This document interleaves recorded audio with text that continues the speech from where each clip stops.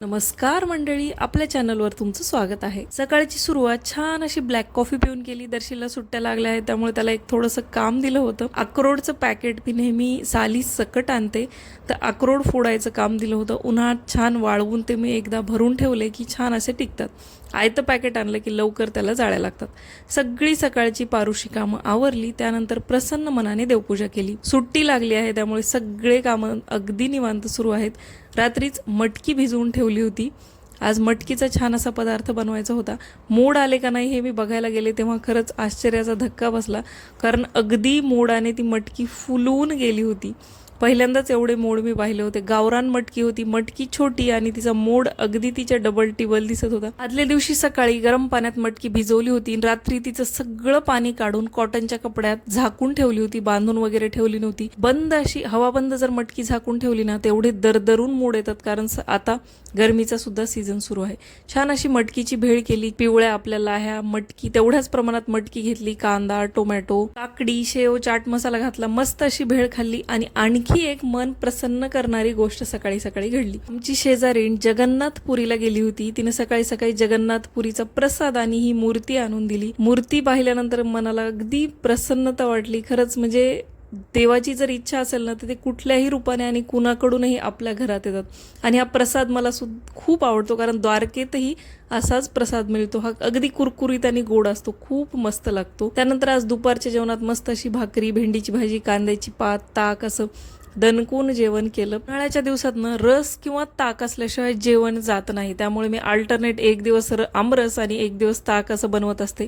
मिंत्राचं एक पार्सल आलं होतं. दुपारी छान एसीच्या रूममध्ये बसले आणि ते पार्सल खोलायला घेतलं. मिंत्रावरून उन्हाळ्यात घालण्यासाठी मी प्युअर कॉटनचे कॉर्ड सेट ऑर्डर केलेले आहेत आणि खूप सुंदर मला हे रिसीव झाले. अगदी प्युअर कॉटन आहे. यामध्ये मधला हा जो कॉर्ड सेट आहे तर त्याची थोडीशी मला जी मी साईज मागवली आहे, एल साईज मी वापरते, तर त्यानुसार तो मला जरा फिट्ट वाटला. हा जो कॉर्ड सेट आहे हा अनारकली घेरचा आहे आणि खूप सुंदर आहे. म्हणजे नॉर्मल आपल्याला डेली यूजमध्ये सुद्धा खूप सुंदर आहे. हा येल्लो मला खूप मस्त वाटला. याला जेव्हा मी ऑर्डर करताना पाहिलं तेव्हा पॅन्ट आणि टॉप एवढंच दाखवलं होतं, पण याच्यासोबत ओढणी सुद्धा आली आहे. व्हाईट आणि फ्लोरल प्रिंटचा आहे. तो मला वापस करावा लागला, आवडला असून सुद्धा, कारण साईज थोडीशी लहान वाटत होती आणि दुसरे दोन आवडल्यामुळे काही परत एक्सचेंज करायची गरज वाटली नाही, त्यामुळे मी तो रिटर्न केला. आता खूप एक एक्साइटिंग गोष्ट म्हणजे आमच्या शहरात जलपरीचा शो आलेला आहे आणि दर्शीलचे सगळे शाळेतले मित्र जाऊन आले होते आणि आमच्या मागे त्याचं रोज होतं की आपल्याला जलपरी बघायला कधी जायचं. त्यामुळे संध्याकाळी वेळात वेळ काढून आम्ही निघालो. खूप मस्त अरेंजमेंट केलेली आहे, सगळी आर्टिफिशियल केलेली आहे, पण अगदी सुंदर.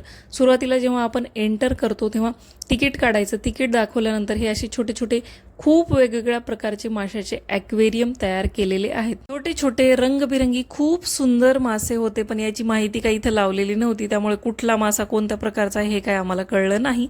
2 ते 3 गल्ल्या असंच फिरून फिरून गेल्यानंतर शेवटी दिसते ती म्हणजे जलपरी. या 2 जलपऱ्या इथं आलेल्या होत्या आणि खूप सुंदर यांचे ड्रेस होते. या जलपऱ्यांपेक्षा ना मला त्यांचे ड्रेस खूप आवडले आणि लहान मुलांना ते पुढं बोलत होते. तिथं सगळे मोठी मंडळी जी आहे मागे थांबत होती आणि मुलांना खूप छान त्या एंटरटेन करत होत्या, सगळ्यांना हाय करत होत्या, सगळ्यांना छान बोलत होत्या आणि सगळे मोठे जणांना ते मागं काढत होते. ते 2 सिक्युरिटी गार्ड होते, तुम्ही बघू शकता. खूप मस्त मस्त मुलांसोबत त्या खेळत होत्या. दर्शीलला तर एवढं छान वाटलं ना की भरपूर दिवसांनी आम्ही कार्टूनमध्ये किंवा हॉलिवूडच्या मूवीमध्ये जलपरी पाहत होतो, ती जलपरी त्याला बघायची होती आणि शेवटी ती बघायला मिळाली. ड्रेसचे कलरसुद्धा यांचे एवढे सुंदर होते ना की मी काय सांगू. तुम्ही बघू शकता किती इझिली त्या पाण्यात मूव्ह होत होत्या आणि किती सुंदर सुंदर ॲक्टिव्हिटी मुलांना करून दाखवत होत्या. मला त्या खूप आवडल्या. 10 ते 15 मिनटं त्यांच्यासोबत छान अशी एंटरटेनमेंट केली आम्ही. तुम्ही बघू शकता हिचा ड्रेस किती सुंदर आहे. ते बघून झाल्यानंतर आम्ही पुढे निघालो. पुढे गेल्यानंतर आणखी वेगवेगळे मासे इथं होते आणि या गुहेमधून आम्ही जेव्हा चालत होतो तेव्हा खाली पाहिलं तर अगदी आपण माशांच्या वरून चालत होतो. खालीसुद्धा काचाचं ॲक्वेरियम केलेलं होतं आणि त्यावरून आपल्याला चालायचं होतं. खूप छान वाटत होतं. आपल्या शहरात आपण खूप दूर ठिकाणी अशा मोठ्या मोठ्या गोष्टी पाहायला जाऊ शकत नाही, त्यामुळे या छोट्या मोठ्या गोष्टी छोट्या स्वरूपात का होईना जेव्हा आपल्या शहरात येतात ना तेव्हा आपल्याला त्याचा आनंद घ्यायला मिळतो. या सगळ्या प्रोसेसमधून बाहेर पडल्यानंतर मेन विषय होता तो म्हणजे शॉपिंग. खूप छोटे छोटे इथं स्टॉल्स लावलेले होते आणि छान सामान होतं.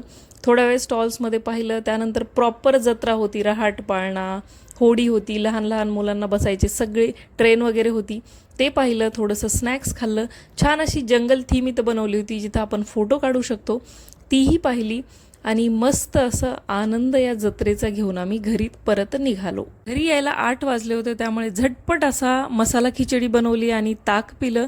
सोबतच मी बनाना आईस्क्रीम बनवली होती. आपले जे केळी असतात त्याला फ्रीज करून कोको पावडर टाकून जी दर्शीलला भरपूर अशी खायची होती, त्याला ती संध्याकाळी खायला दिली आणि असा मस्त आजचा दिवस एन्जॉय केला. तुम्हाला व्हिडिओ आवडत असतील तर चॅनलला लाईक, शेअर, सबस्क्राईब करा. मी भेटते अशाच एका छानशा व्लॉग सोबत पुढच्या व्हिडिओमध्ये. तोपर्यंत बाय.